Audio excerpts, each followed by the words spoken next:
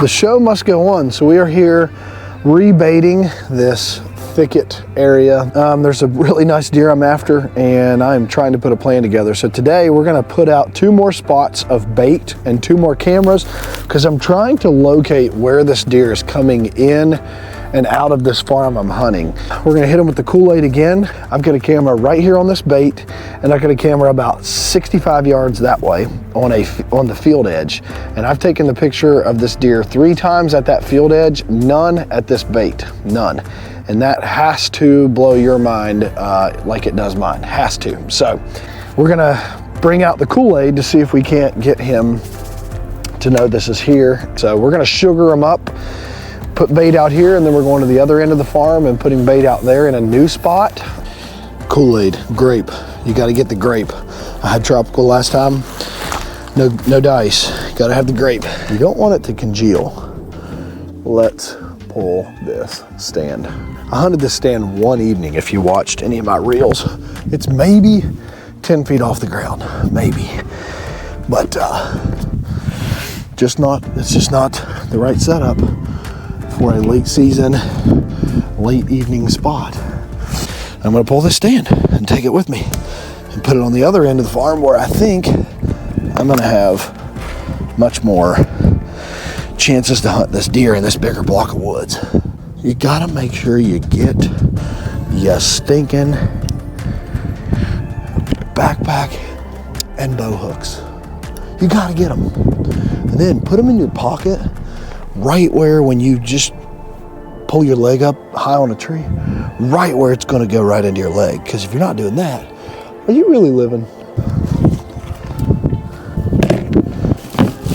Doing the tote.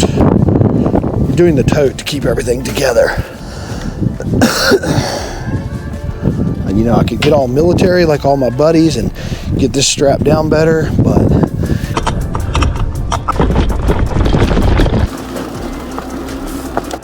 found the tree.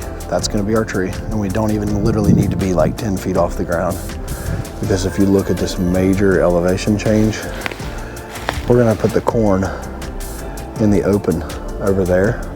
I'm actually getting pretty optimistic about this setup because my access is so good, and I'm higher than the deer in this bean field.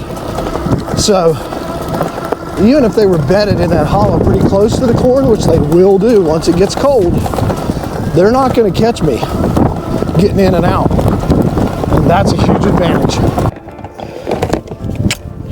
These are 2 things that we needed. I'm going to do the sucky part first, which is go put out the corn. I'm telling you right now, if I keep this fed right here, I will kill here, 100%. It's too good. And we're gonna trim out everything that could be in the way of an arrow at last light. We're gonna take this matriarch doe and just kind of spray it. So this is your branch butter.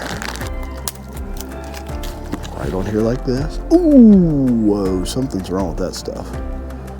You gotta remember that this time of the year, these deer, they've been messed with a bunch, and they're skittish. We're taking extra effort to make our entrance and exit just absolutely perfect. All right. I want to give you guys a quick tip here. When I'm hanging a stand for late season, we're gonna hunt over bait, and we know these deer are on edge, I always wanna hang my stick on the back side of the tree. So when I'm coming down, they won't silhouette me, and I have a chance of getting out without them seeing me. Today I don't feel like $1,000,000. My wife and I are both sick, so I feel like $5, as she would say. Bada bing, folks. Yep, boom. We're there.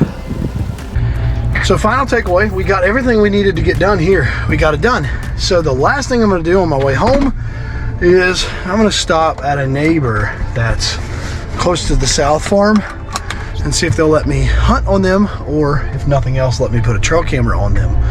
This makes me nervous already just because they have a gated driveway. All right, well, as soon as I went to put a letter on the door, he met me at the door. Wasn't mean, but very quickly told me no.